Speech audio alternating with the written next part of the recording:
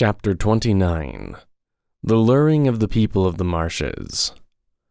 As the evening that followed was beginning to fade, a traveler might have been seen approaching the marshes, which, some way southeastwards of Earl, lay along the edge of the farmsteads, and stretched their terrible wastes as far as the skyline, and even over the border, and into the region of Elfland.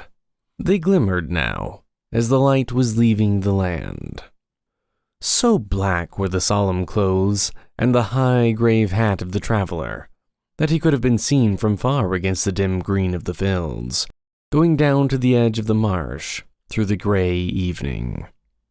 But none were there to see at such an hour, beside that desolate place, for the threat of darkness was already felt in the fields, and all the cows were home, and the farmers warm in their houses.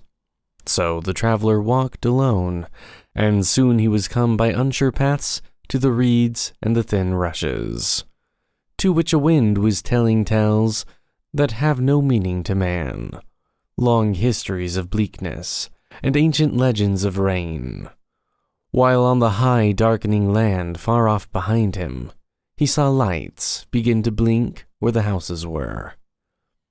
He walked with the gravity and the solemn air of one who has important business with men.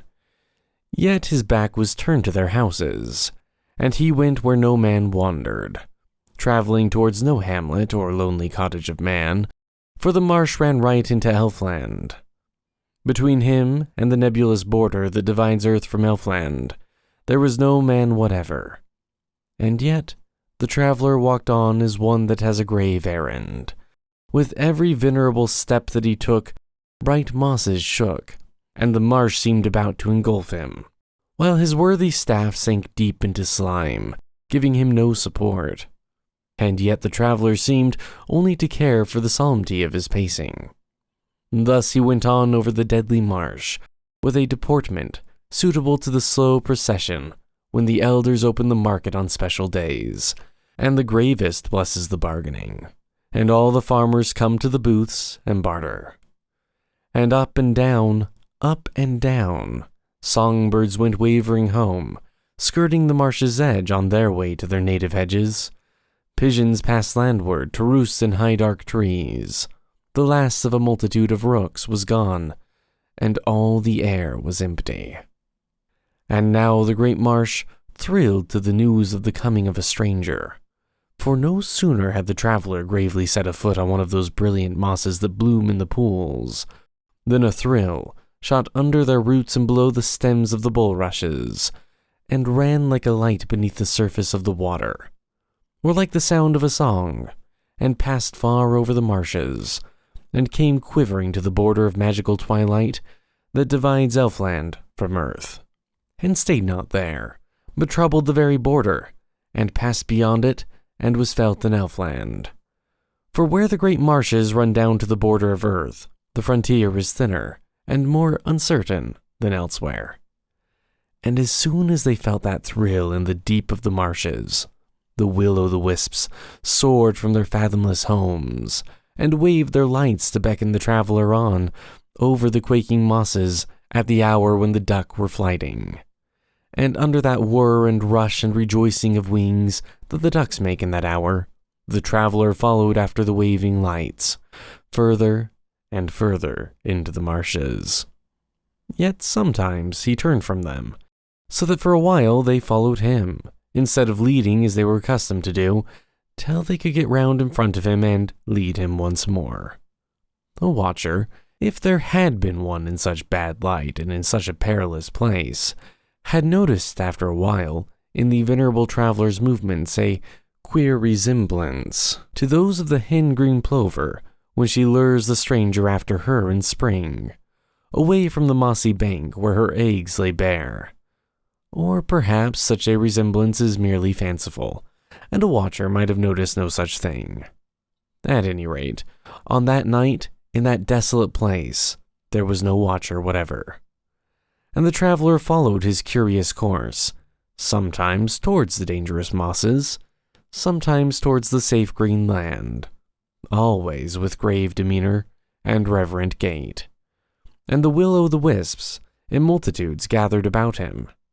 And still that deep thrill that warned the mosh of a stranger throbbed on through the ooze below the roots of the rushes, and did not cease, as it should as soon as the stranger was dead, but haunted the marsh like some echo of music the magic has made everlasting, and troubled the will-o'-the-wisps even over the border in Elfland.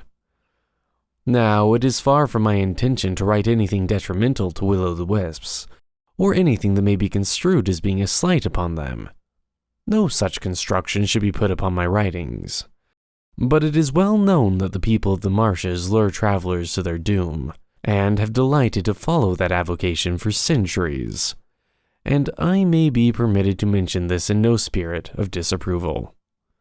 The will-o'-the-wisps, then, that were about this traveler, redoubled their efforts with fury, and when still he eluded their last enticements, only on the very edge of the deadliest pools, and still lived, and still traveled, and the whole marsh knew of it, then the greater will-o'-the-wisps that dwell in Elfland rose up from their magical mire, and rushed over the border, and the whole marsh was troubled.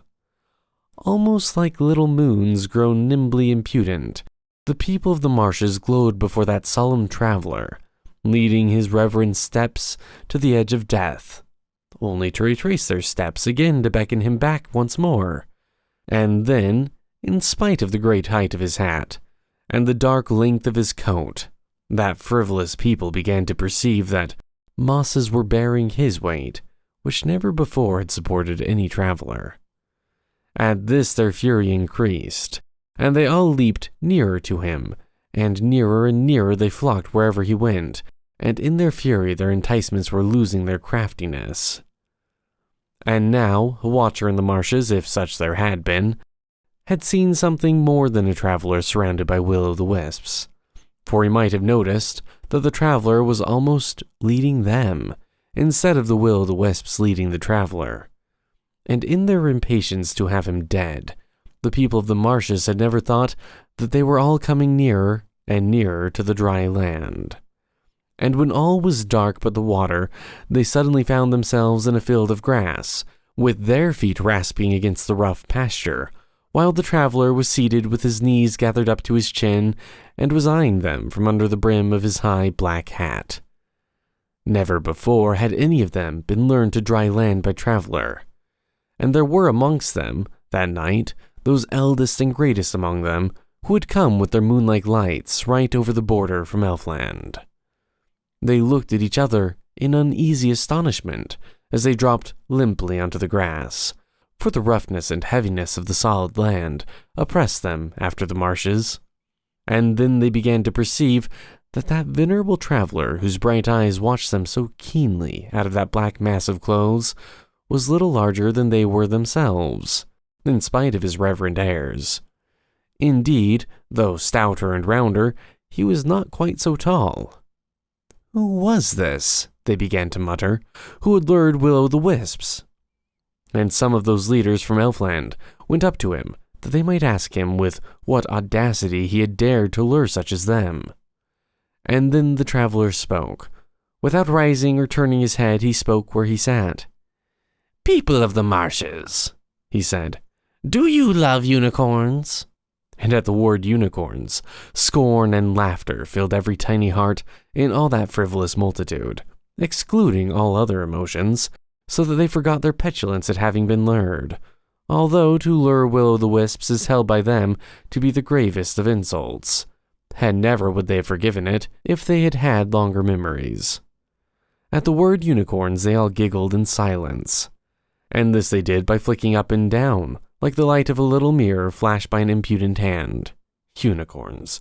Little love had they for the haughty creatures. Let them learn to speak to the people of the marshes when they came to drink at their pools. Let them learn to give their due to the great lights of Elfland, and the lesser lights that illuminated the marshes of earth. "No," said an elder of the will-o'-the-wisps. "None loves the proud unicorns." "Come then," said the traveler, "and we will hunt them. And you shall light us in the night with your lights when we hunt them with dogs over the fields of men." "Venerable traveler," said that elder will-o'-the-wisp, But at those words the traveler flung up his hat and leaped from his long black coat, and stood before the will-o'-the-wisps stark naked. And the people of the marshes saw that it was a troll that had tricked them. Their anger at this was slight, for the people of the marshes have tricked the trolls, and the trolls have tricked the people of the marshes, each of them so many times for ages and ages that only the wisest among them can say which has tricked the other most, and is how many tricks ahead. They consoled themselves now by thinking of times when trolls had been made to look ludicrous, and consented to come with their lights to help to hunt unicorns, for their wills were weak when they stood on the dry land, and they easily acquiesced in any suggestion or followed anyone's whim. It was Luraloo who had thus tricked the will-o'-the-wisps, knowing well how they loved to lure travelers, and having obtained the highest hat and gravest coat he could steal, he had set out with a bait that he knew would bring them from great distances. Now that he had gathered them all on the solid land, and had their promise of light and help against unicorns, which such creatures will give easily on account of the unicorn's pride, he began to lead them away to the village of Earl, slowly at first, while their feet grew accustomed to the hard land, and over the fields he brought them limping to Earl. And now there was nothing in all the marshes that at all resembled man, and the geese came down on a huge tumult of wings.